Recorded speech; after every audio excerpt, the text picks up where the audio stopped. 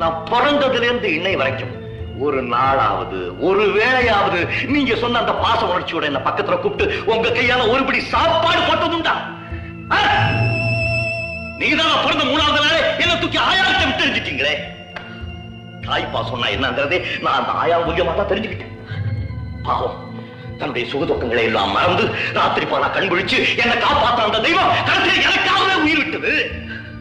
அம்மா, அந்த ஆயாத பழி வாங்கினீங்களே, அது கூட இப்ப சொன்ன பாச உணர்ச்சி தான் காரணமோ? தாகத்துக்கு தண்ணி கிடைக்காம தவிக்கிற பாலைவன பிரயாணியை போல இந்த மாளிகையில தாய் பாசத்துக்காக அலைஞ்சதே. தாய் பாசத்துக்காக அலைஞ்சேன். அப்பதான் லாட்டா வந்தா என் உள்ளத்துல உறங்கி கிடந்த நல்ல உணர்ச்சிகளை எல்லாம் தட்டி எழுப்பி என்ன ஒரு உத்தமமான பிள்ளையாக்கி உங்க கையில ஒப்படைச்சா. அவ செய்த உதவிக்கு நீங்க கொடுத்த பரிசு ஆயாவுக்கு கொடுத்த தண்டனை விட கொடுமையா இருக்குமா? செய்த நன்மைக்காக செய்யாத ஒரு பழியை அவன் தலைமையில சுமத்தி எல்லா